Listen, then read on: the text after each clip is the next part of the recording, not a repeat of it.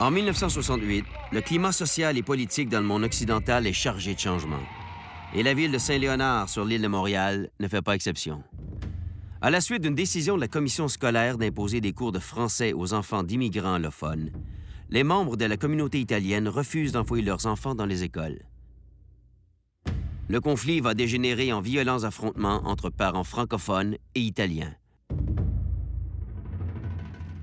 Ironiquement, c'est un jeune immigrant italien qui unit les fans de boxe, toutes langues confondues. Donato Paduano amorce sa carrière de boxeur professionnel cette année-là, à son retour des Jeux olympiques de Mexico.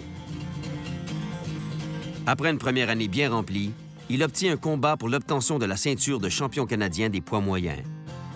Pour la mettre à sa taille, il devra l'arracher un vieux routier, Joey Durel. Il m'a fait travailler cette soirée-là. C'est 12 rondes, c'est vraiment dur. Même j'ai gagné, mais je te dis que pour 10 jours, puis 10 jours, j'avais la misère à marcher le lendemain. Oh oui, des coups dans le corps.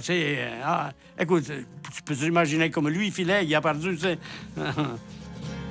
Paduano devient vite le favori des amateurs et des journalistes qui lui donnent un surnom. L'ange du ring.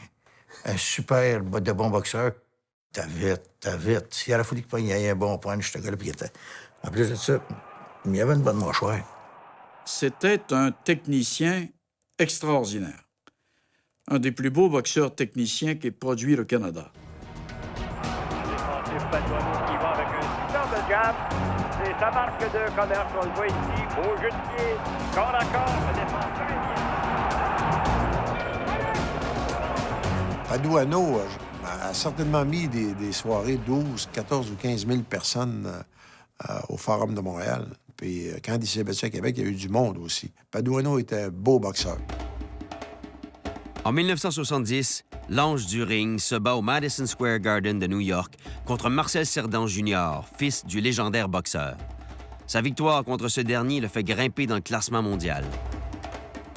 Donato Paduano a été classé, je pense, jusqu'à troisième ou quatrième aspirant au titre mondial des poids mi-moyens en 1970. Et puis, on y a demandé, on y avait parlé de la possibilité d'un combat de championnat du monde à l'époque, mais il devait affronter avant Ken Buchanan, qui était le champion du monde des poids légers. Il avait vraiment perdu, il était champion du monde. Ken Buchanan, puis Paduano, il a fait une belle bataille avec. Oui, on passait vraiment de gagner à cause que j'étais plus pesant.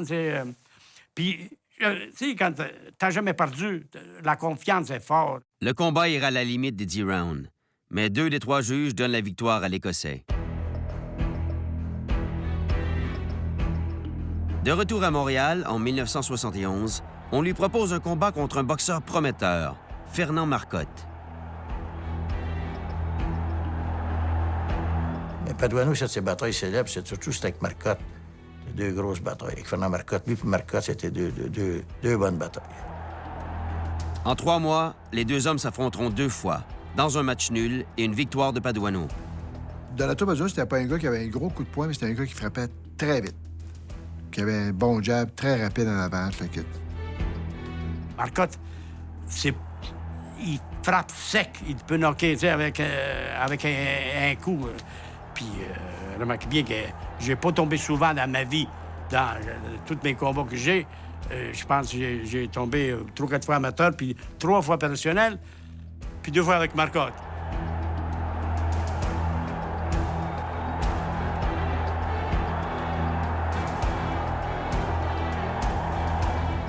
Les duels Paduano-Marcotte sont gravés dans la mémoire d'un jeune cinéaste de l'époque. C'est là, moi, j'étais arrivé au forum avec ma caméra. Caméra, oui, monsieur, là, t'amènes au bord de l'arène. Là, voir la boxe, là, faut que tu vois ça au bord de l'arène. Tant que t'as pas vu ça, là, tu sais pas c'est quoi la boxe. Parce qu'au bord de l'arène, t'entends les coups, bang! Puis tu reçois de la sueur, tu reçois du sang, tu dis... Ah! Puis, bon, ben moi, je faisais semblant de filmer. Puis, à un moment donné, à côté de moi, il devait y avoir un journaliste italien. Il y a les baillettes en l'air. C'était Paduano contre le gars de Québec, Fernand Marcotte. L'Italien, là, ah, ben, Paduano!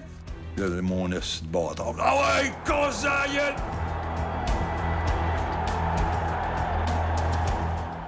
Des fois, la boxe, ça te permet de sortir le méchant que t'as dans toi.